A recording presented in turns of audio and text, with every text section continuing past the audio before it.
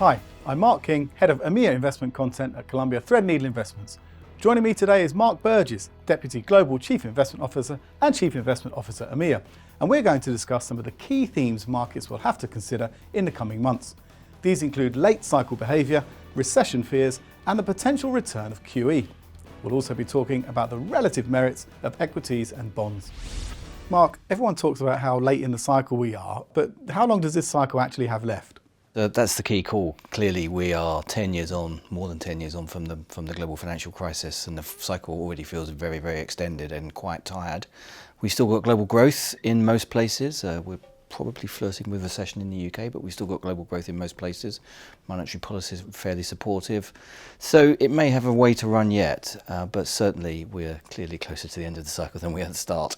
So should we fear a recession? Yes and no. So I think, our most recent experience of recession was clearly the global financial crisis, which was, a financial catastrophe globally.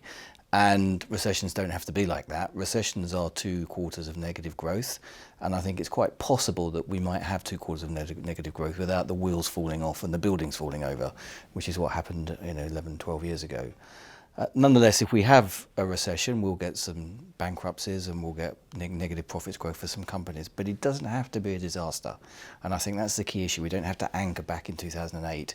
It could just be a fairly flat time in economic activity.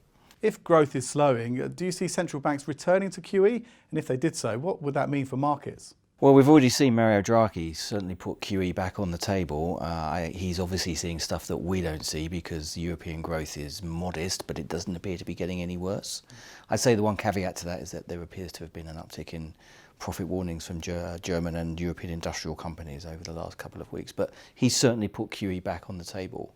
We've seen a pretty rampant run in core bond markets over the last few weeks as investors have sought to find yields wherever they can, maybe in anticipation of further quantitative easing.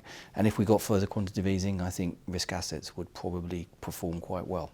Another feature of late cycle behaviour is companies borrowing excessively. How worried are you about individual countries' indebtedness?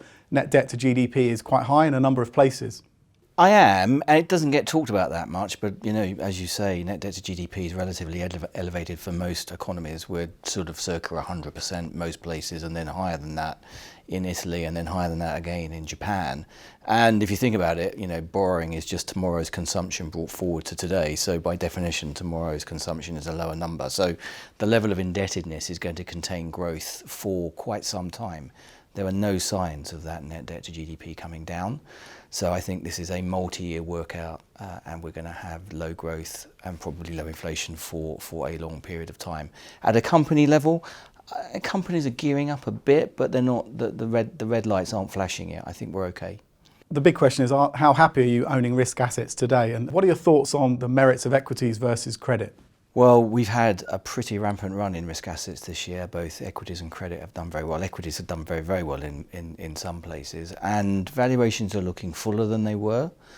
But coming back to your question about quantitative easing, with core bond yields so low, the relative valuation of other assets looks relatively attractive. So we still like European investment grade. We still like equities just. We're nervous about how far we've come. We've not talked about geopolitics, but geopolitics is out there, so trade wars and so on and so forth. But for now, I think risk assets look okay, and I think both equities and investment grade look like an okay investment. Mark, thanks very much.